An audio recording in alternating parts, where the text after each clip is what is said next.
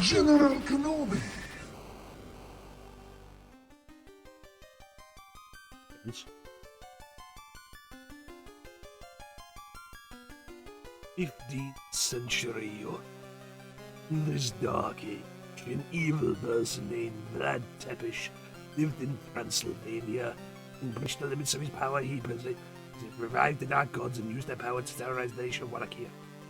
Driven insane by his greed, he planned to take over all of Europe. The Holy Church called out to arms and sent an army to stop Tepish. Or as he called himself, Dracula. None of them returned alive. Seeing that their efforts were futile, the church decided to hand the task of slaying Dracula to the Belmont family, vampire hunters for many generations. But they were feared because of their power. They vanished and have not been heard of since. The Pope never gave up and found one last young man named Ralph Belmont. This accent is completely disappeared. 100 years before Simon Bill, Dracula and mankind's battle begins. So this is Akumajou Densetsu, the Japanese version of Castle-Day-nia 3. We're playing it with an English translation. Oh, I'm actually fine. I'm playing it with an English fan translation, which is using Romanized versions of the Japanese names, which is why it said Ralph instead of Trevor, and why it's saying Belmont instead of Belmont. Because in Japan, Trevor Belmont is Ralph C. Belmondo. Figure that out.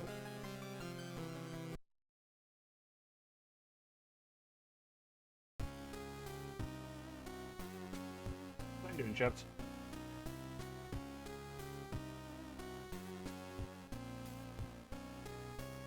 You ready for the latest and greatest of the NES Castlevania games?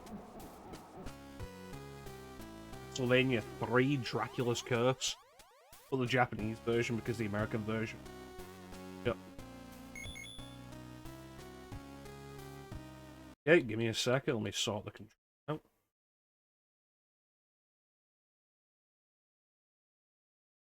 Turbo A, this is going to be A. Turbo B, and this will be B. Save the content remap. Go.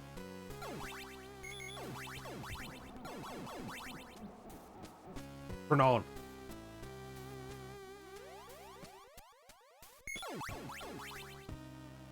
Chrono.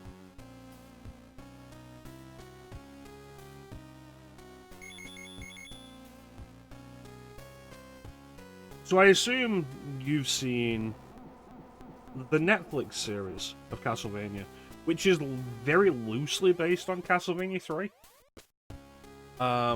Prepare to see the true story of Trevor Belmont with much better music. I will turn my headphones to maximum because this soundtrack is fucking... And the Japanese version, fun fact, before we really get into this, the Japanese version, the Famicom cartridge, the number of pins, honestly, you didn't need to. Once they killed Dracula, there was no more need for it.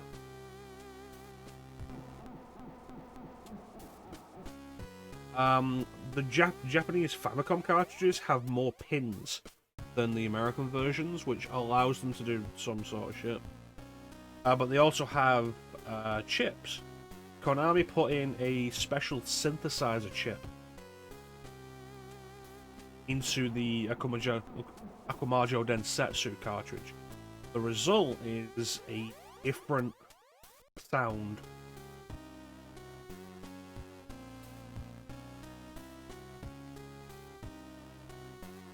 You can honestly go either way on which you prefer, because they're like Famicom versions and the NES versions are both really strong versions of fantastic compositions anyway.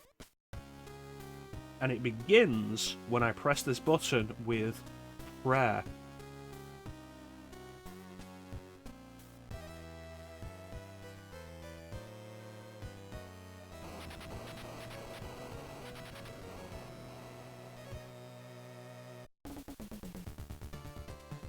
And we're in.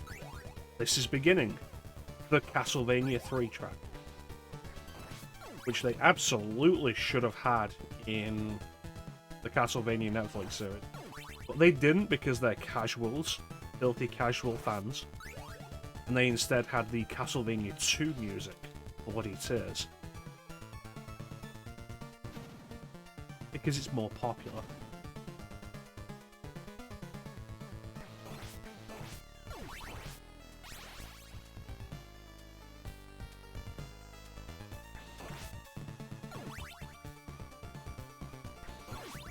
It's disappointing because, like, Castlevania 3 has such a good soundtrack.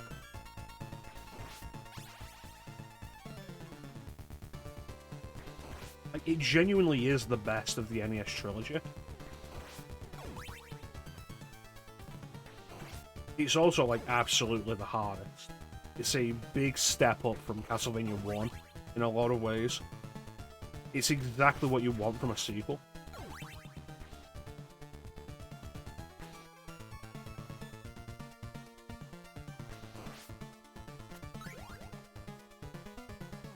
I'm gonna take that holy water, I'm a thirsty boy. No, no, no, no, no, no. That's your bitch. How you doing, Chance?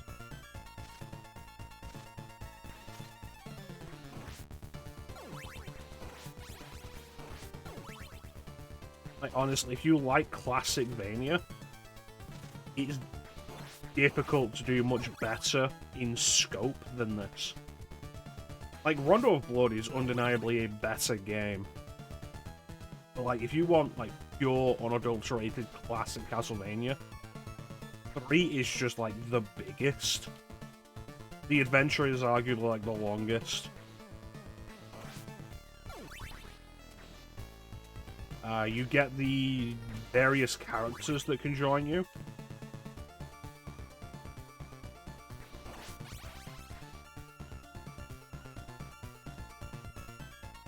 And unlike Rondo of Blood, you don't have to exit the game to switch characters.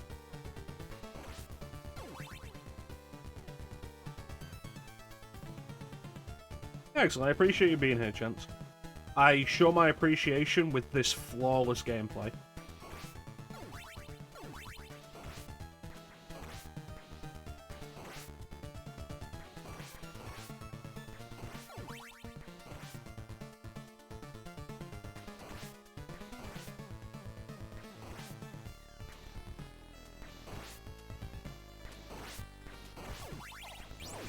Beginning is such an underrated track.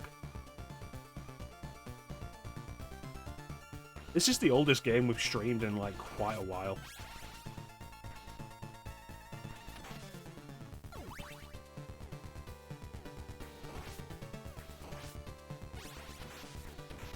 Meat.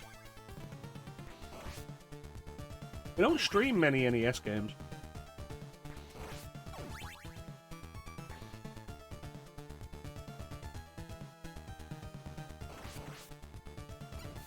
Oh.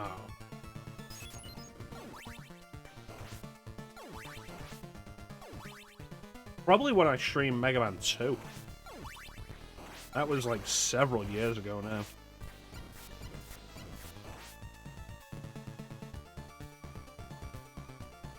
It's rare that I go like pre-16-bit.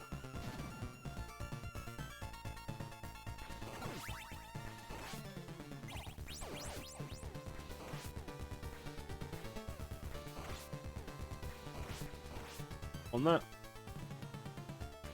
No, because this is 89. The first Sonic game is 91. Although, yeah, thinking about it, that would be like the closest. Because Mega Man 2, I think, was 86.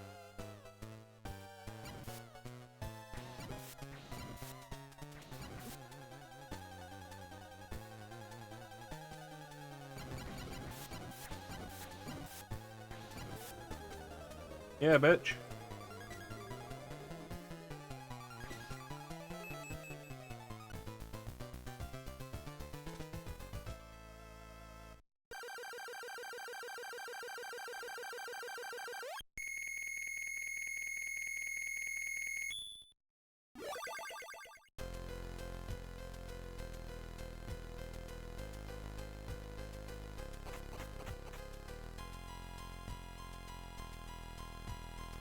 So, Castle-Day-nia 3 has this as an interesting consideration.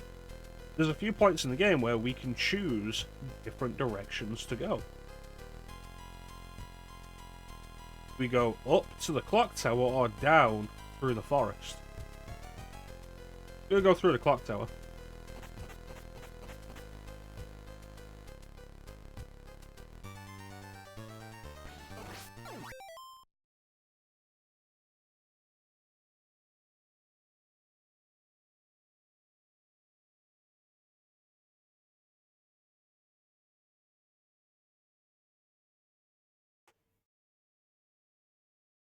Gotta love how the background elements are still animated during the pause screen.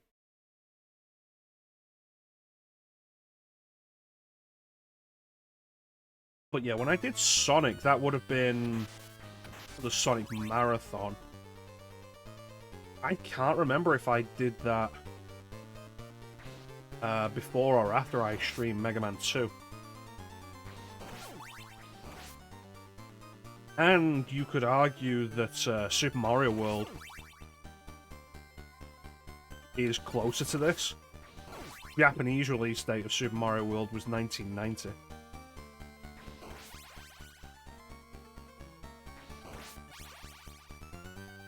Time for mecha-chrono's patented pro tips for Castle-Day-nia. If you want to go up or downstairs, don't press left or right near them. Press up if you're after going up, or down. Don't press a sideways direction. It will get you killed.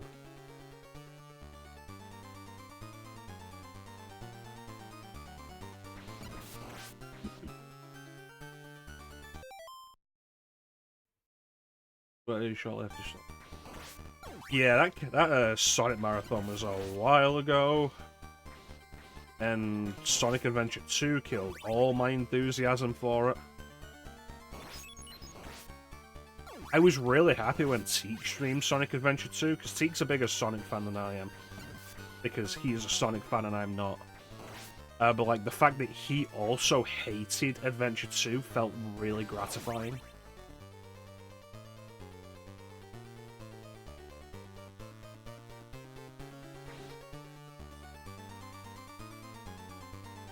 We've spoken before about like my issues with Adventure 2.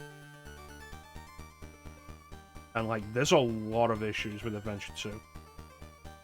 He's a bigger fan because he actually likes Sonic. Though I enjoy the 3D stuff more than Teak does, generally.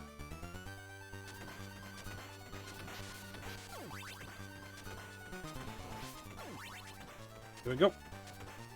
This one's nasty because you will just rush off the edge of that.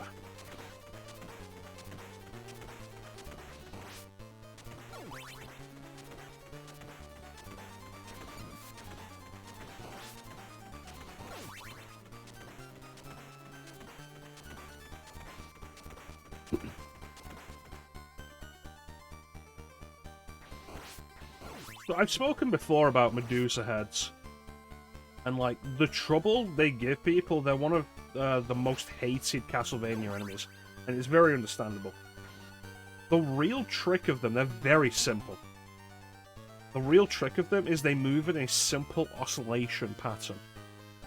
It's a wave, it's always up, down, and it's always the same pattern, and they retain it throughout pretty much most of the game. And if you can get that pattern just, like, buried in your head, you can anticipate them very easily. And what the series does is a really smart difficulty measure, is it throws them at you at points where you're going to have trouble anticipating them and everything else.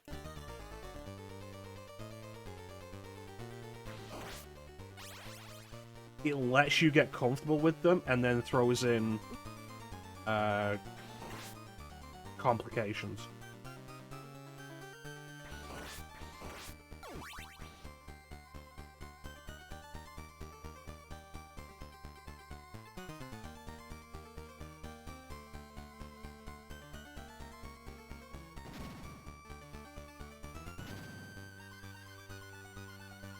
These spinning cogs are actually, like, worse than moving platforms. That was very close. I can't believe I survived that.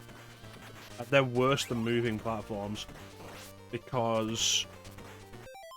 You know what? I'm going to throw a save state here so I can show you effectively without, like, seeing my progress. Okay. We get to the edge...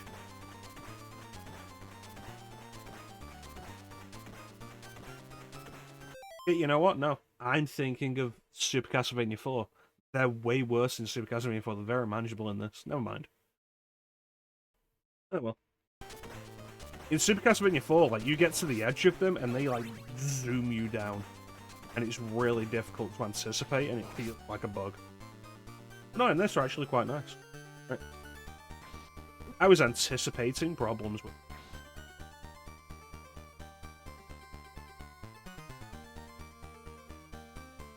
Fuck. Slow down.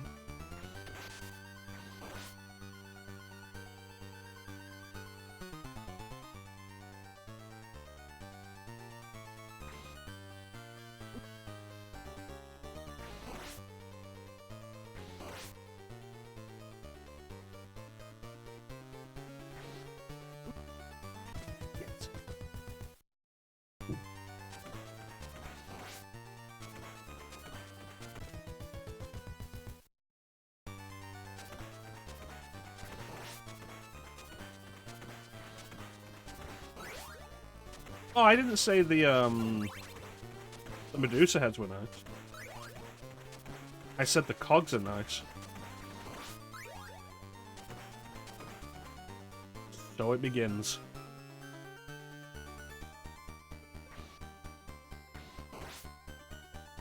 And this is what I mean, like, the patterns of the Medusa heads are simple. And you're anticipating them around everything else. The real trick.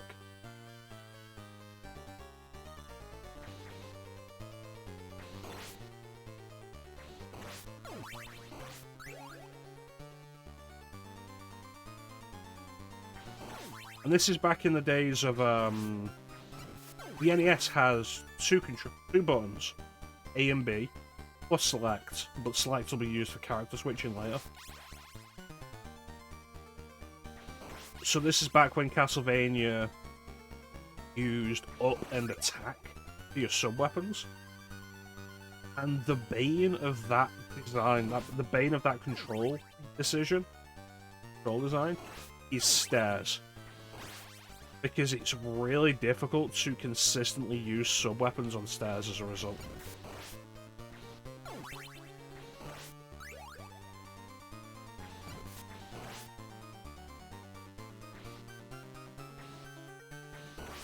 Because what would have been, like, a great idea there was the axe, which I had, but I couldn't really use it because I was on stairs. Super Castlevania 4 absolutely fixed that by having the sub-weapon mapped to the R button. And Castlevania Bloodlines continued that by mapping sub-weapons to the C button. But then pretty much every Castlevania since then, I think there's like one exception, every Castlevania since then has had sub-weapons mapped to up and attack.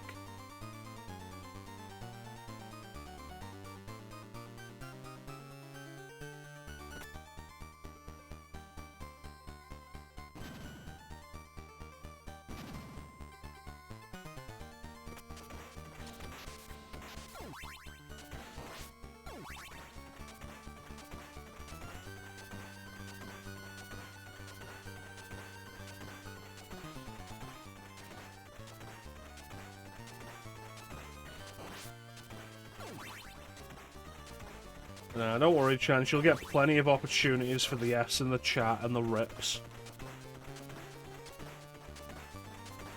This game absolutely has them.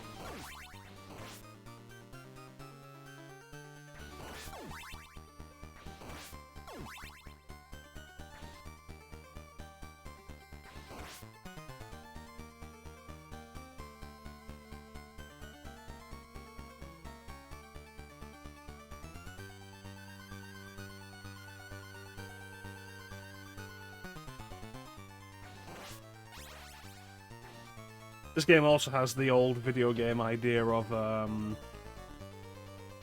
once ground is off screen, that ground does not exist anymore, and if you try and land back on it again, you die. So, like, that's fun.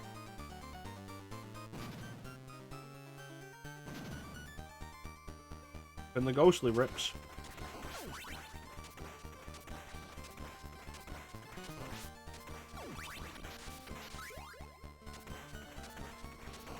No, the holy water double shot not going to be as useful to me as the knife, as the axes. You know?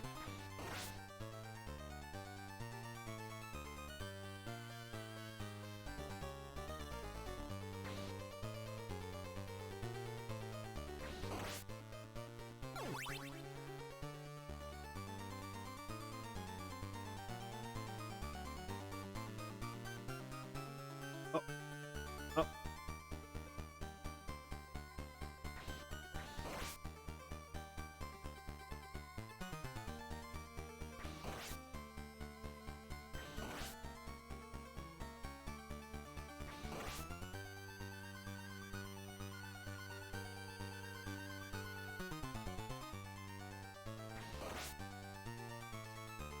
Bada bing.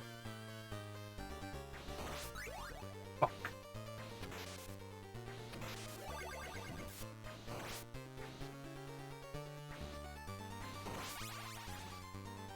I'll tell you one thing I've always really liked about Castle-Day-nia, and it's been true since, like, the first game.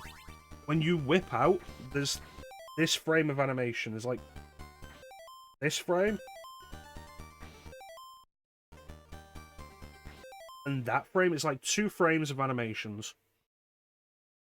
Where the whip is behind you, as it does like the pullback and the whip. Those 2 frames count as attack frames. And they pretty much always have, and it's always been really cool to me. Best games. That's been.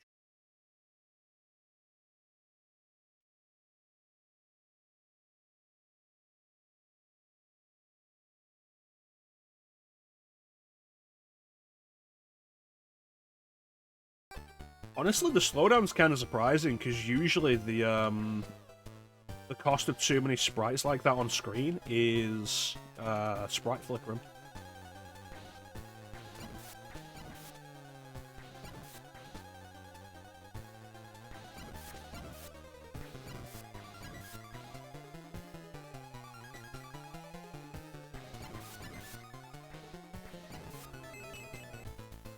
Yeah.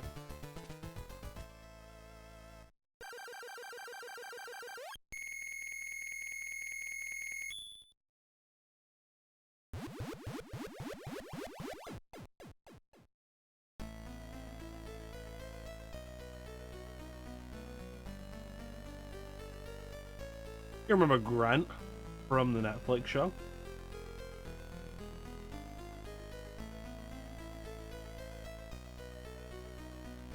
Yes.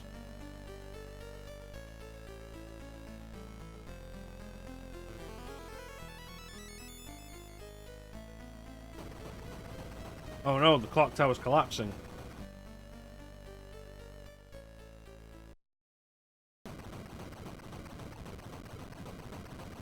The bridge to the castle from the clock tower's collapsed. Now we have to go the long way round. But first, we actually have to go all the way back down. But this gives us a chance to show off the partner mechanic. We can now play as Grant, who is faster, is able to control his jump, has a long-range weapon, he throws knives, but it doesn't cost hearts for standard attack.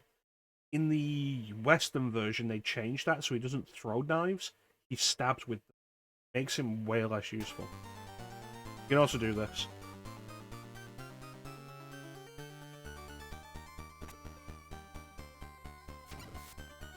Look how high he jumps.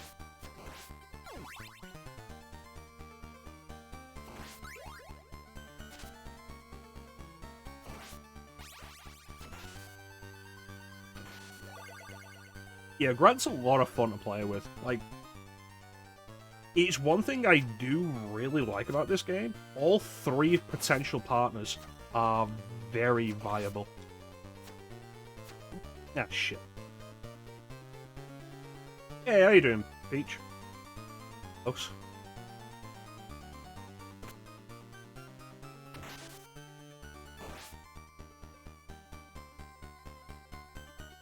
Oh. Go for that slowdown.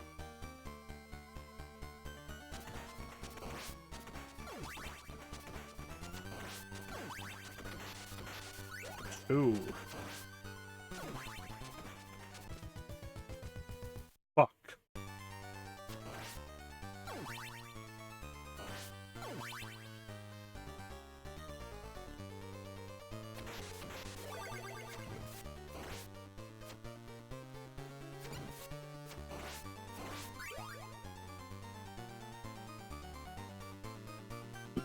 This gentleman's just come back from being a monster, so I think like it's understandable that he's not walking properly.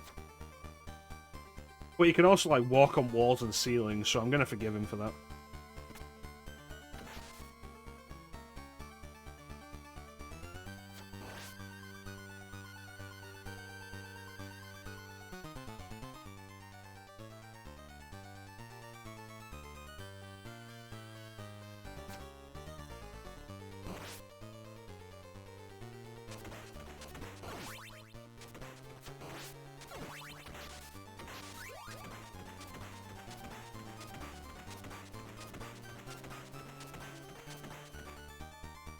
Made it. Now there's just the rest of the way to go.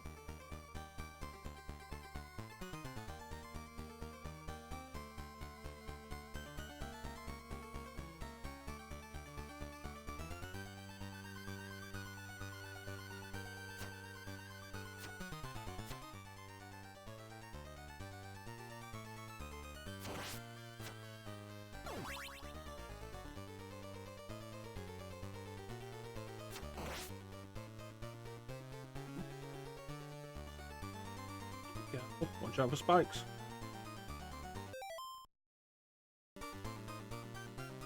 I imagine not. If he had voided his bowels when he turned back into a human, I wouldn't have invited him to join my team.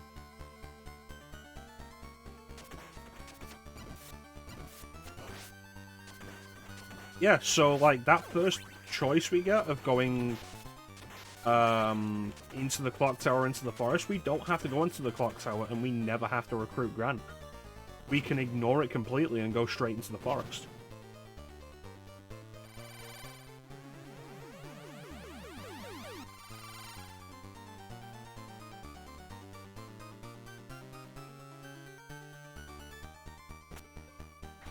That was almost a deadly mistake.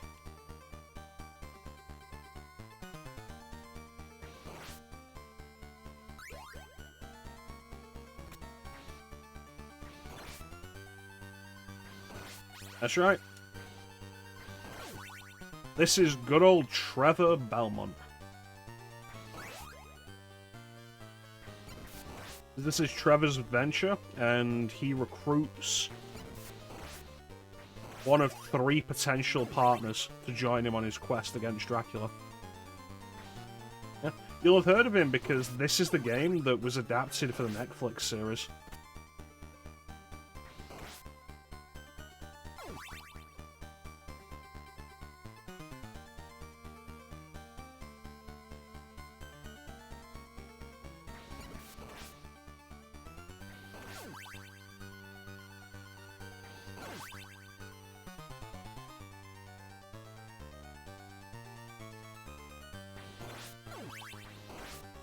Yep, so we press select, and we can switch to the partner character we have. We can only have one partner character at a time. The other 2 partner characters, if you've seen the Netflix series, you know who they are. It's Cypher and Alucard. Cypher is on the path, if I recall correctly. We'll meet Cypher, and we'll get the choice of recruiting her and saying goodbye to Grant. The manual, however, refers to Cypher as a guy.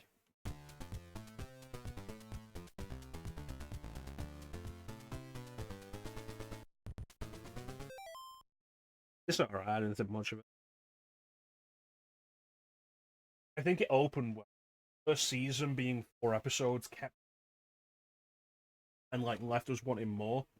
And then the second season was 8 episodes, and there was a lot of just. And then season 3 is 10 episodes, and most of it is just nothing.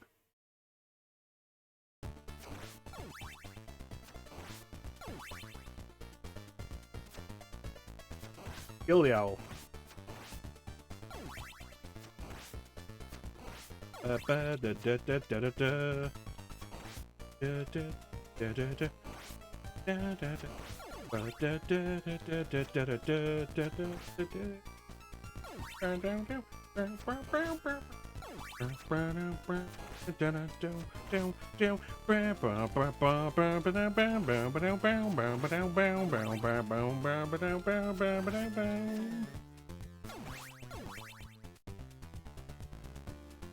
Good music.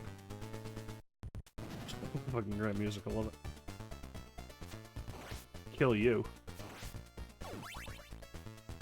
I can do it too. Yeah, like, all 3 of the partner characters are very viable. Yeah, bitch. Back, thank you. Bye-bye. Cypher's big...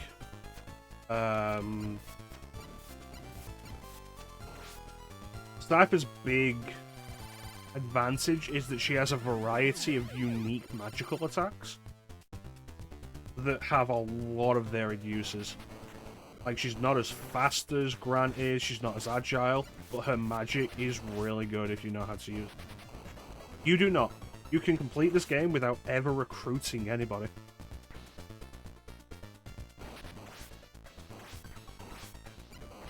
And when you get to the other characters, you can choose not to recruit them.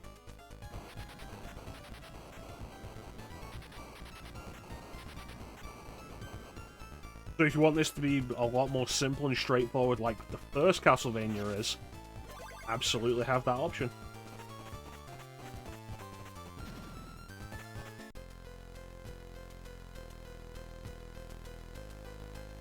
Alright.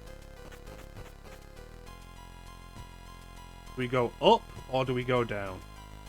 I already know which way I'm gonna go. Chance, I'm gonna let you guess.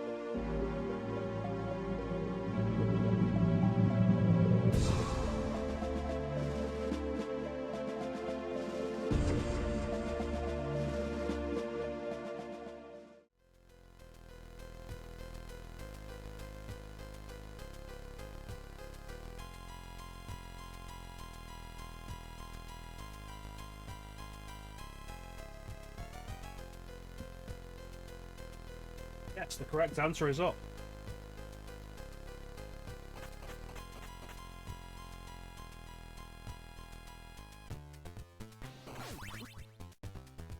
For more of the funky tunes. Yeah, I'll take the axe again.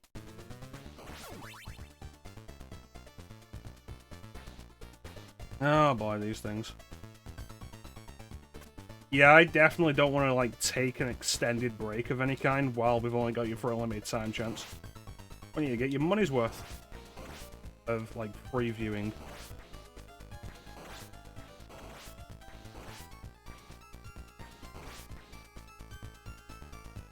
Fuck.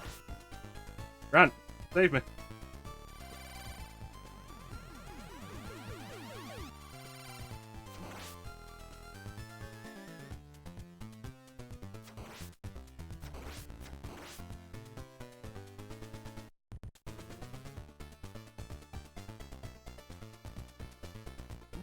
Thank you, NES sprite limitations.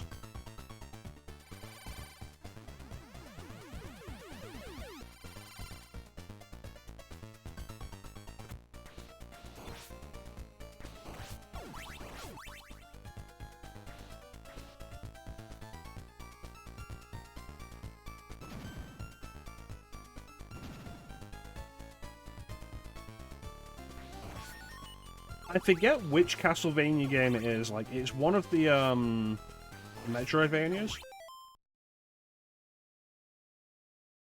Thank you for the 3 bits, chance. Ah, shit.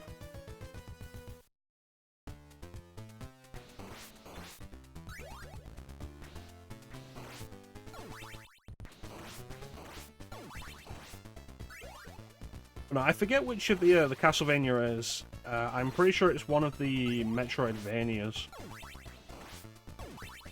Nope, you already paid for them. Too bad. There are no refunds. There are no refunds in this dojo. But yeah, one of the Metroidvanias calls the skeletons with whips Hellmon. And it's a fun pun. It's a funny punny.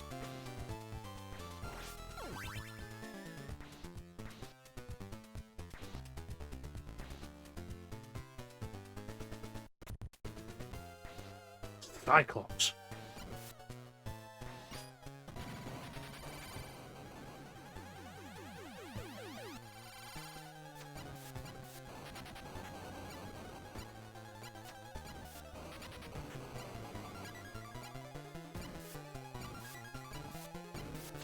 I turned into Grant to jump over it. I did not expect to just cheese it that way.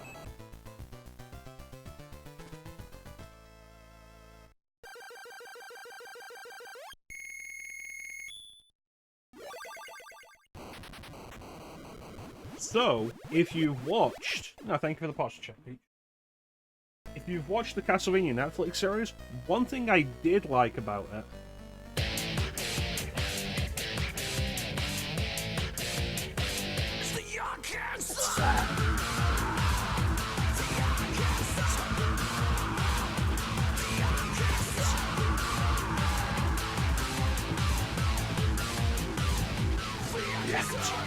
Welcome in, Ninja. One thing I did like about it was when they find Cypher. He's been turned to stone by a Cyclops. That was something they did actually directly take from this game. And we're going to replace Grant with Cypher.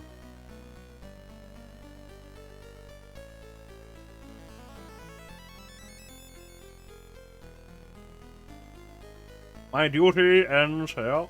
Please, take revenge for me. Because we're only allowed one partner.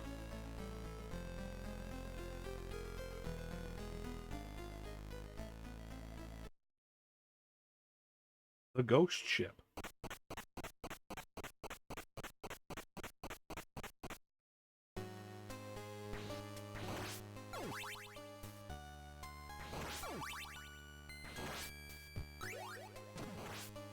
Fireball! Yeah, Cypher is slower. She has a much shorter range on her attack. She can't move in midair. Her entire utility is her magic attack. And if you know how to use them, you'll get a lot of use out of Cypher. If you don't, You're better off sticking with Grant.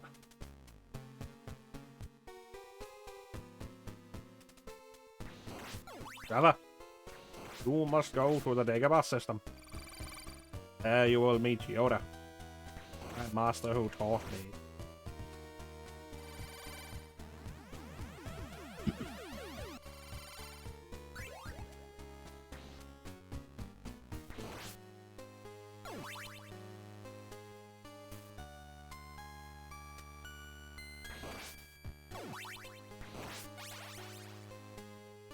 Man, I wish I had some holy water.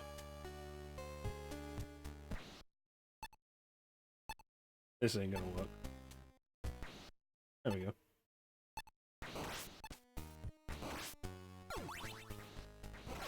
Find a woman named Shaun. Our master who taught me.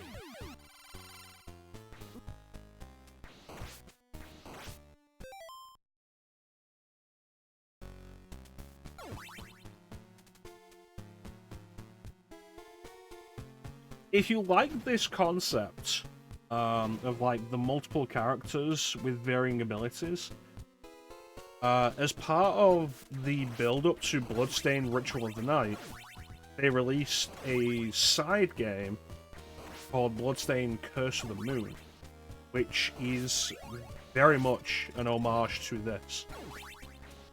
It is basically Castle-Day-nia 3 again, and it's really fun.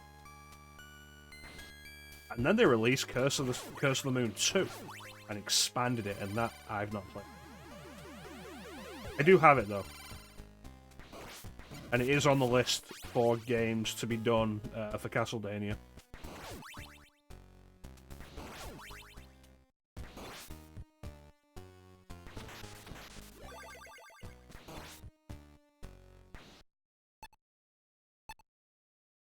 Bitch.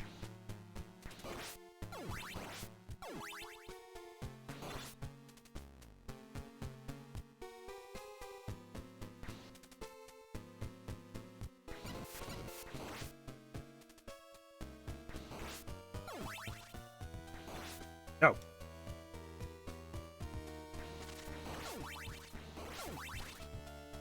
I do love the way Cypher looks when she, like, whacks it out. It's like the bonk. No. No. That's Skeletor.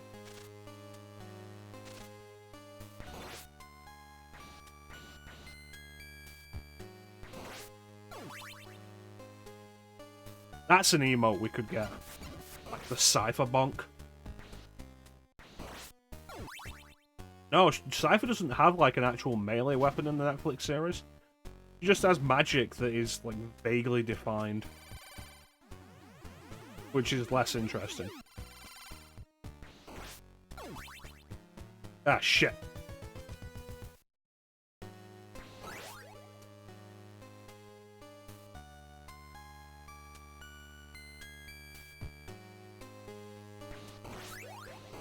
Oh, hello, what?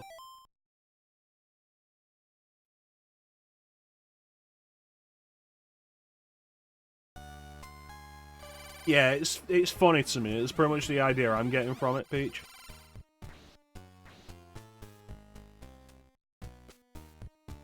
The Cypher bomb.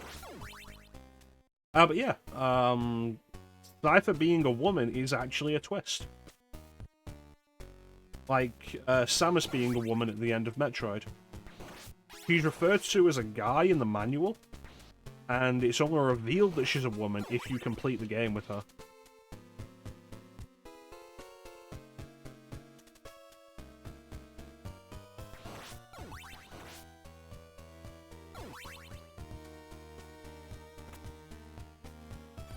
Well, I know this bitch is.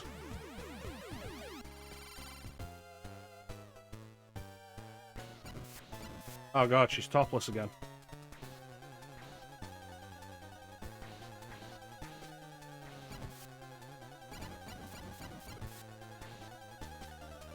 Remember, kids, the holy water was always broken.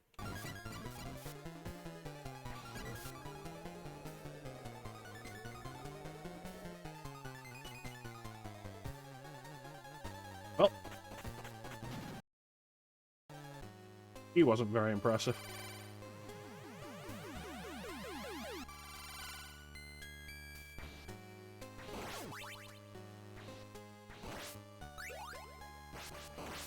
Lightning balls!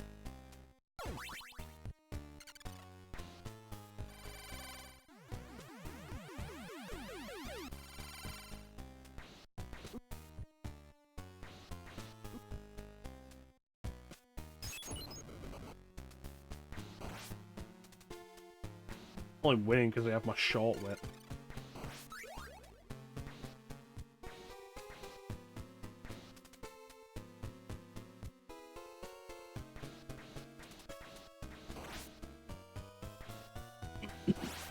What do you mean, Ninja?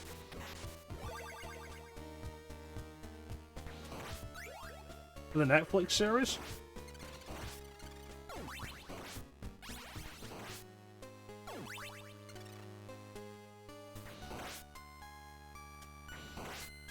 No, not really. They added some, for the Netflix series, they added some of the Curse of Darkness stuff, because Curse of Darkness takes place a few years after this game. And so they add some of that in, like Hector and Isaac. And, like, if you've seen the Netflix series, but you've never seen Curse of Darkness, be prepared, because they changed Isaac a lot for the Netflix series. You are not ready for Curse of Darkness, Isaac. But in terms of the actual monsters, not really. It was kind of disappointing. Like, they go for, just like a bunch of vampire stuff and generic demons without really taking monsters from the game. So every time they do actually have monsters from any of the games, I was kind of excited. Like Season 3. Season 3 had a bunch. It had a couple in like a monster menagerie. Like the big monster fight at the end of Season 3 had the Fire Demon, recognizable from Symphony of the Night. I forget if it's Season 3 or Season 4. One of them straight up had Leap, which was really cool. But both of those aren't from Castle-Day-nia 3. So you're not looking at any of the traditional monsters from the games, like Frankenstein's monster, or Fleaman, or Medusa, or like general mythology monsters. I think they wanted to like maybe ground it a little bit in its own idea, rather than just make him Dracula like Lord of Darkness. They just make him like the most powerful vampire. And it's honestly one of those things that's way less interesting. It might work in its own right, but it's less narratively interesting. And I think a good comparison for that would be the Lucifer TV series.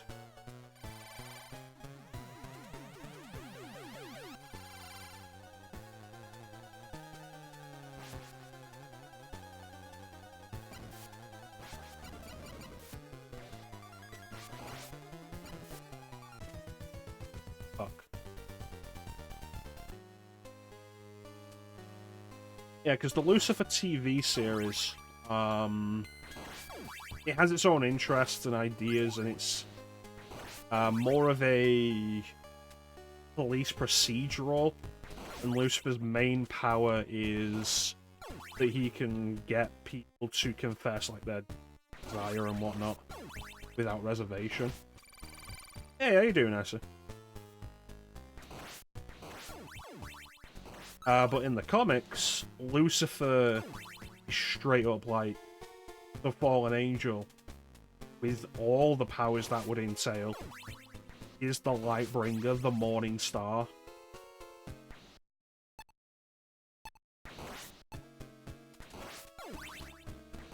And as a result, while like the TV series may work as its own thing, as an adaptation, it's kind of not interesting. No, we're not a priest, Icy, we're just a woman.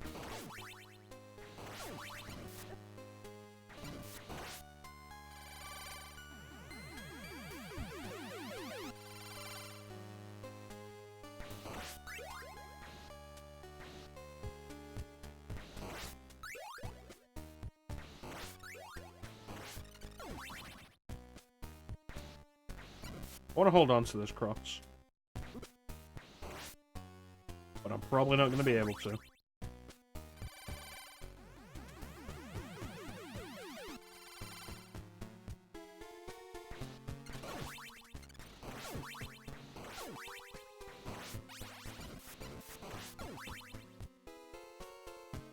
Yeah, I should consider that as like an emote, maybe. The Cypher Bonk. That could be fun. As a fan of Castlevania, not particularly. The majority of my complaints with it are as a fan of Castlevania, honestly. And its own thing, it's fun.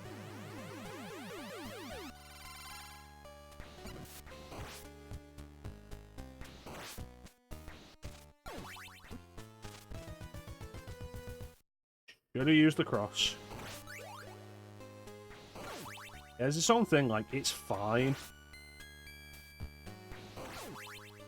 Though it's also, like, around the point where I really started dropping off from being interested in the series. It felt like a lot of them were just, like, time.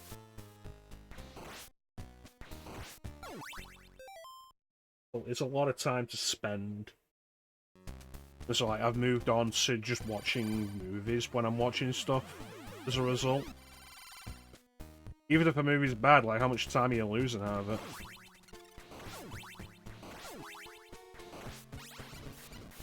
But no, as a Castlevania adaptation, I had numerous issues with it.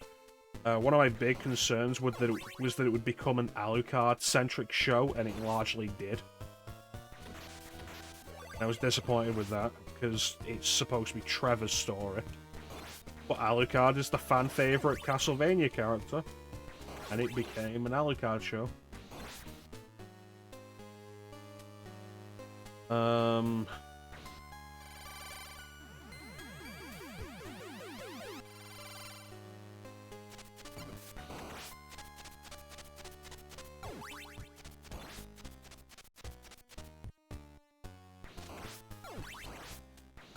Regular problem I have with adaptations of video games, it didn't use enough video game music. Particularly when Castlevania is a series that's always been venerated for its music. I felt like they should have had more Castlevania music. And, like, they don't do any Castlevania music at all until, like, the penultimate episode of Season 2. Where the good guys get to the castle and they start playing Bloody Tears. Which, nice, but again, is the wrong song. Castlevania 2 song. I didn't want the holy water. The Sonic movies have had a similar problem, because, like, the Sonic series has always been very well regarded for its music. Even in its weakest moments, a lot of people agree with like, the Sonic music is really good. And it generally is. Like, you know my opinion on Sonic music. Whatever problems Sonic Adventure 1 has, the introduction of 3D Sonic being Open Your Heart by Crush 40 is hype.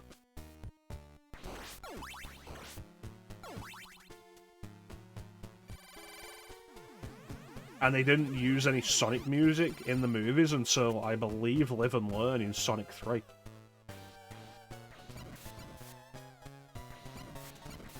And from what I've seen of the clip of that,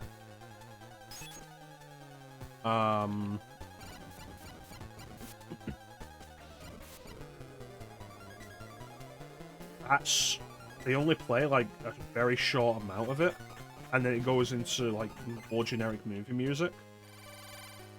And it reminds me of, like, the Power Rangers movie. Well, like, one of the problems that movie had was, like, does it want to be cheesy and, like,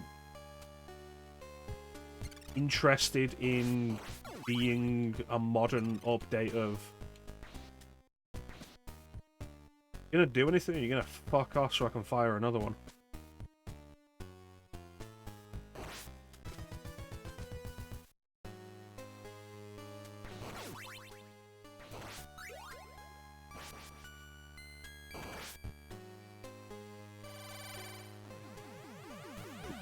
So, like, it doesn't know whether it wanted to be dark and gritty or, like, remember that Power Rangers is absolutely ridiculous.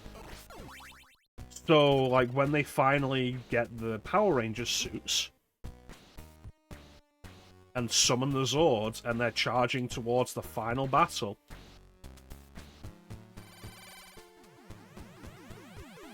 they start playing Go Go Power Rangers, and it's great. Because, like, let's be fair, Go Go Power Rangers is exactly the kind of music you want. Fuck. That kind of triumphant heading towards the final battle thing. And they play it for like 10 seconds, if that. And then it stops and they're playing Power by Kanye West. And it's like, I feel like you've misunderstood the assignment.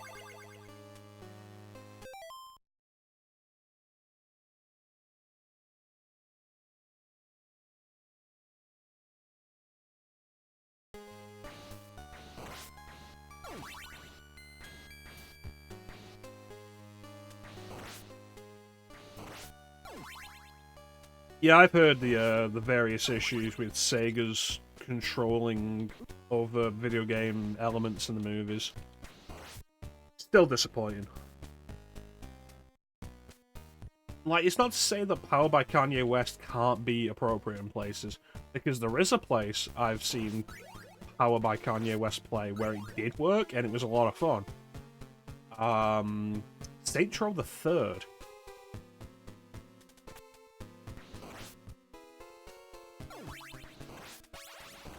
Saints Row the Third, the mission where you steal the bad guy's penthouse, you jump out of a helicopter and parachute onto the roof and, like, start killing all the bad guys in it. And as the helicopter door opens, it starts playing Power by Kanye West. And you kill the bad guys, like, you jump out of the helicopter, parachute down, kill the bad guys to Power by Kanye West. And that was cool. I just don't think they should have stopped playing Power Rangers for Kanye West.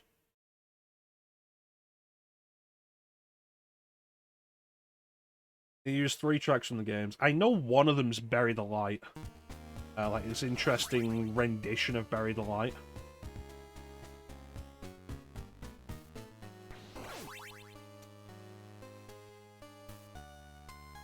Because I watched a clip of it. Like, the fake Virgil appearance. And it has Bury the Light playing very softly.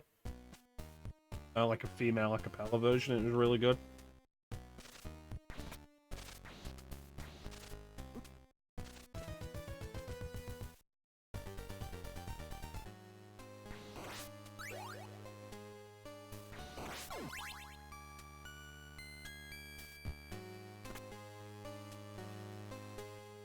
But I feel like them even including that was a pleasant surprise. Bearing in mind that the opening theme of the show is Limp Bizkit.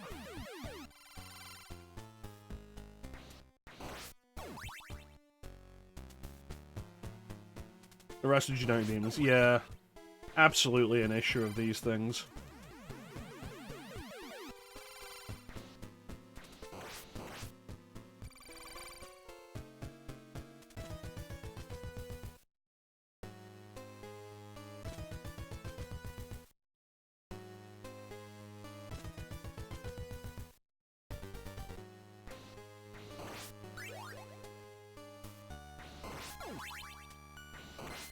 I feel like modern monster design just isn't as interesting as it was, like, 20 years ago.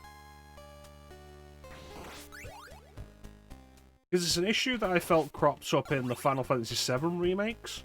Remake and Rebirth. Of, like, the monsters that are clearly the monsters from the original game, even with their modern updates and, like, the higher resolution graphics and everything, look great. And distinctive and unique, and the ones that are completely new, like, I think the best example is the unknown monsters. Like the humanoid dudes that are in, like, the secret lab under Sector 7. Those are generic as hell.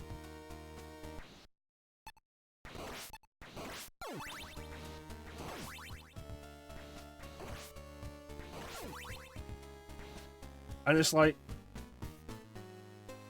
even in the games, is like Urizen's design in Devil May Cry 5, generic.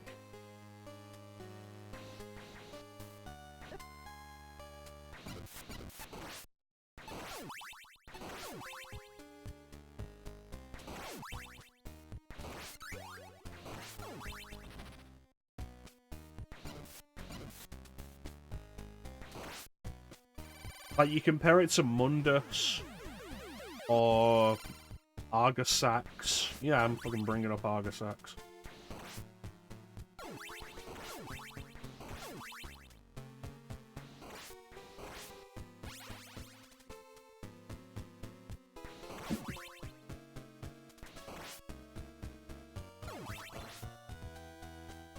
Arkham was a blob. There's like... I understand why Arkham was a blob, but that's a blob.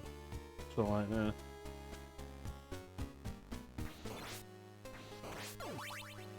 And, like, I'll be honest with you, I do not remember what, Sanctus looked like in Devil May Cry 4.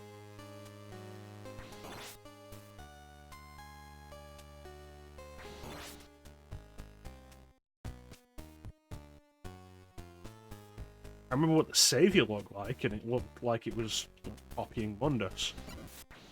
I don't remember what Sanctus looked like.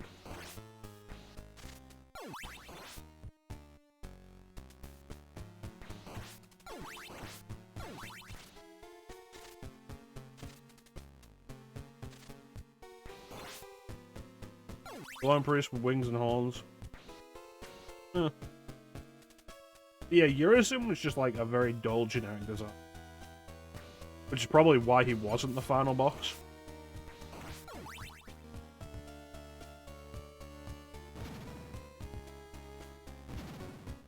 I think design-wise, Devil May Cry 5... the only character who really got a design that was better than their previous design, I think, was Nero.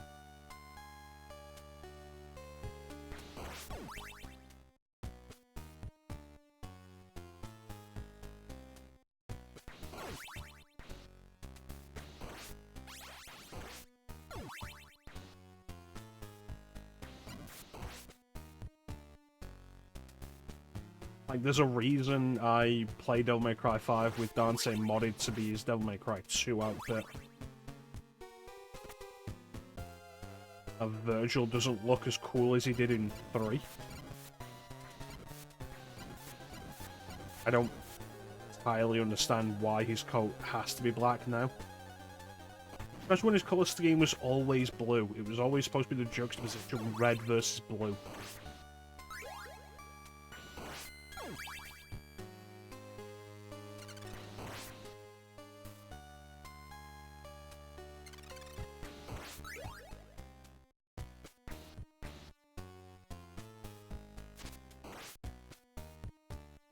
Yeah, it's the problem with them aiming for more photorealism in the graphics department.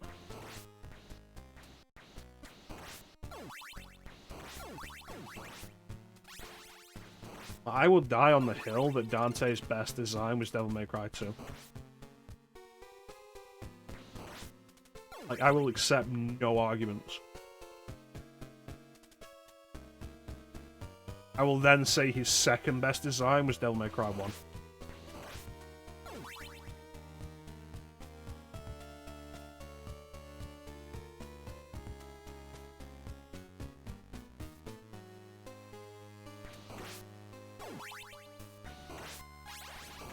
Devil May Cry 1's great. Like, it is a great look. I'm not fond of the Devil May Cry 1 costume in Devil May Cry 3. And I think it's because of the jacket. Because my favorite costume in Devil May Cry 3 jacket with like the vest and the long black sleeves. I think that's a good design. No, Nocturne doesn't get its own category because it is just straight up his Devil May Cry 2 outfit.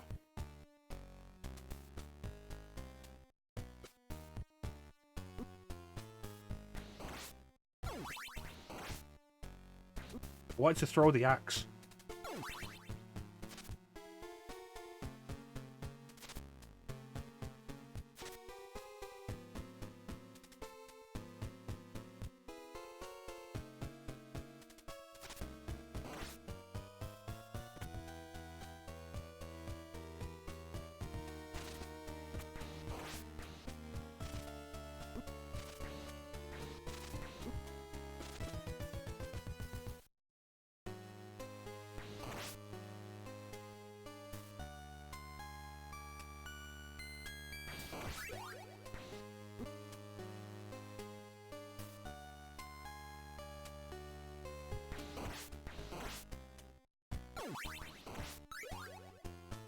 A naked face. The Devil May Cry 3 outfit, I think, is probably deliberately designed to not look good. Because it's literally Danche just got out of the shower and threw on a coat.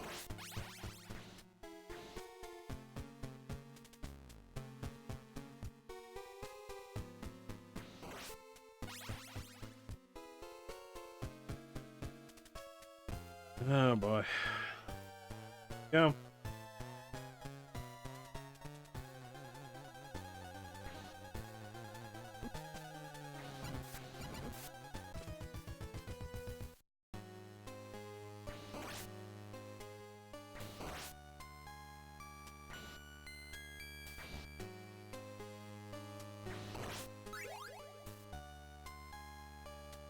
Oh, you shave is what you meant. As fair. You can die, devil bird.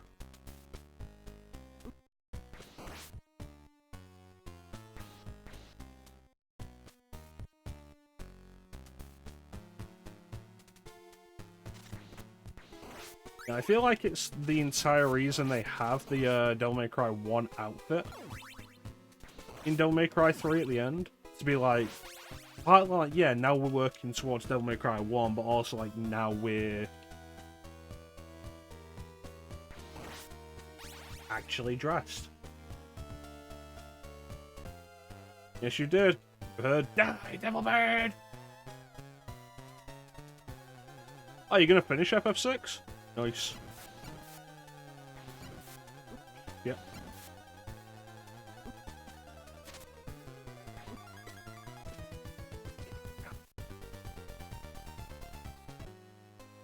Could have had that if I hadn't died previously and lost the homing balls for Cypher.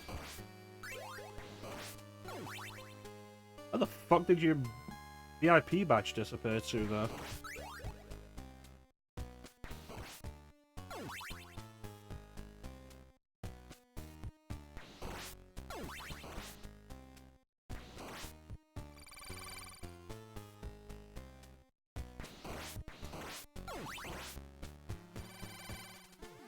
Excellent. I wish you luck, Isaac. Wish you luck. Especially because Kefka's Tower is quite annoying as a dungeon. It's not going to be the worst final dungeon you've dealt with. Like, Crystal Tower into World of Darkness is absolutely worse, but like, it's just kind of annoying.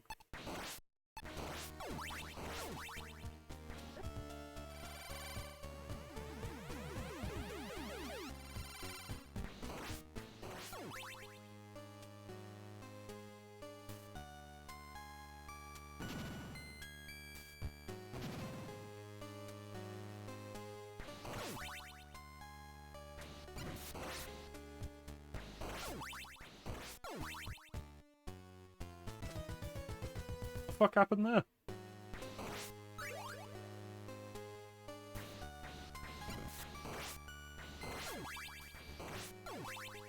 That's definitely one of the things you can get with Final Fantasy VI. Sometimes it will just not play nice with you.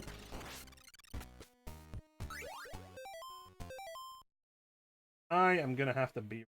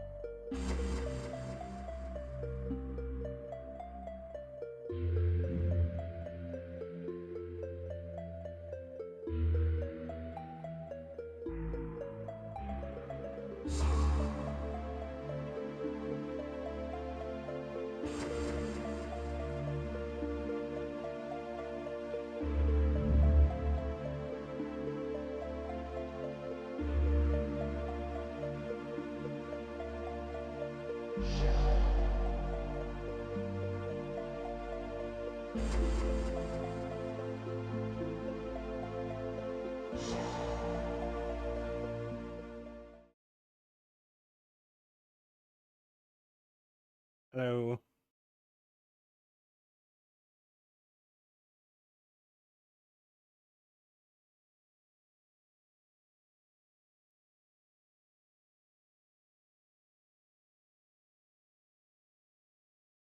My apologies.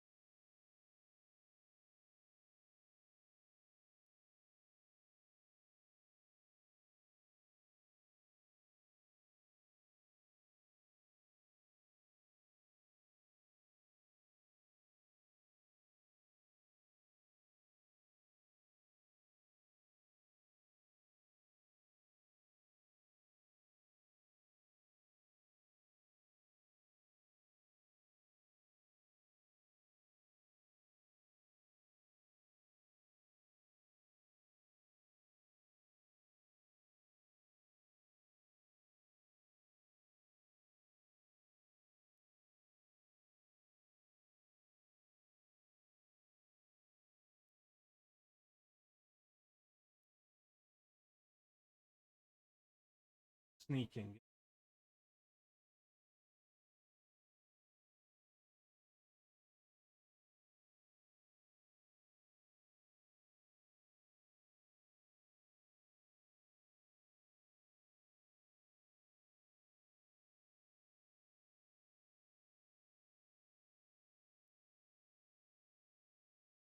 Yeah, I feel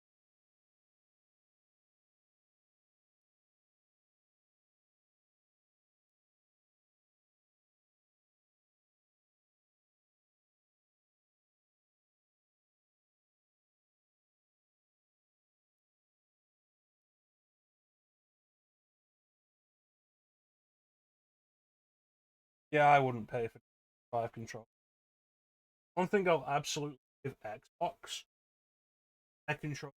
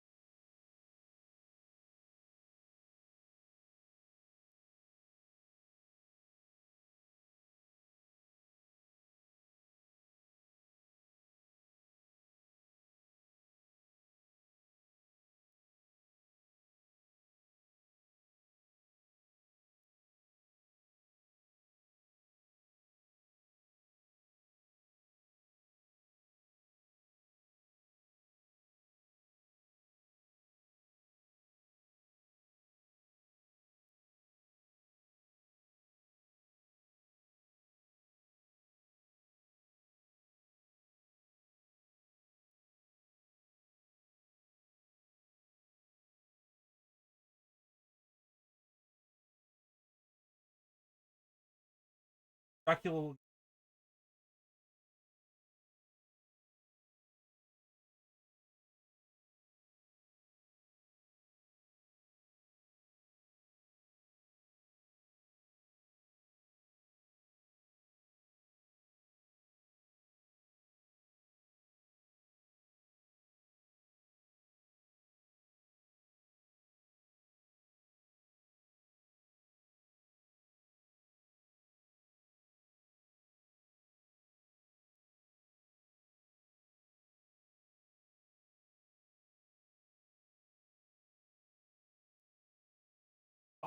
Firestrom isn't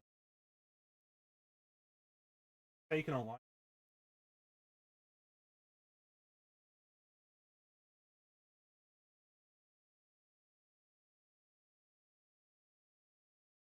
Edmund's.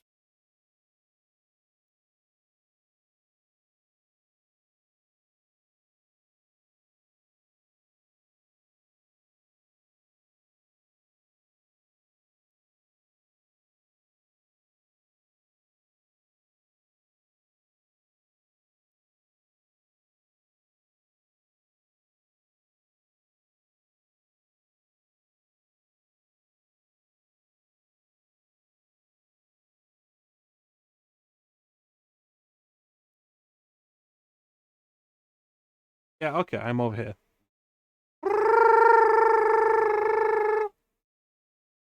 Alright, thanks for sticking around, Chance. I'm sorry I took so long. I need to adjust the filter on the noise gate is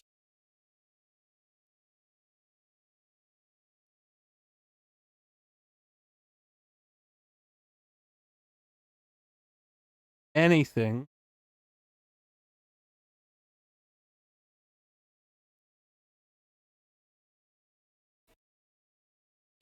How's that?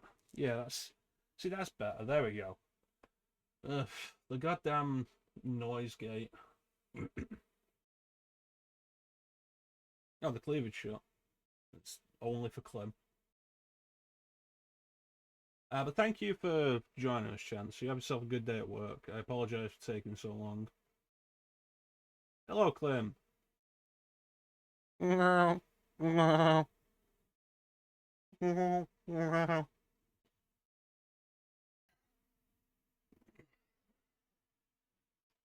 I do apologise for the delay. But if there's one good thing that came out of it, it is a little more work on the noise gate. Clem has not been here the entire time. Don't lie to me.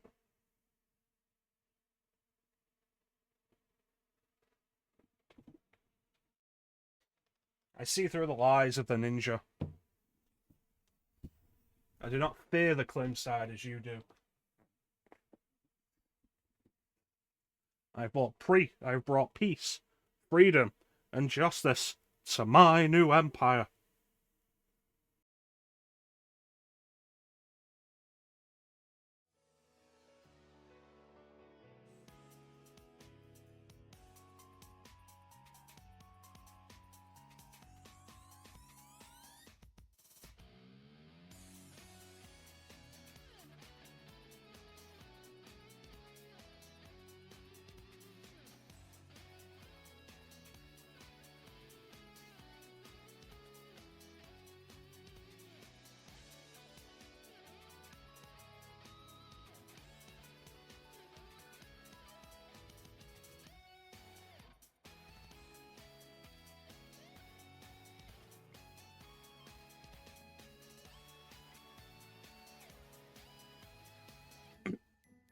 Alright, I was muted.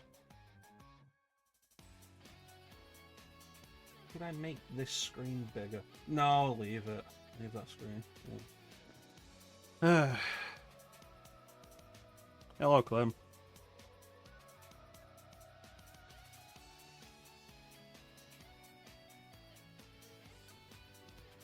Your new empire?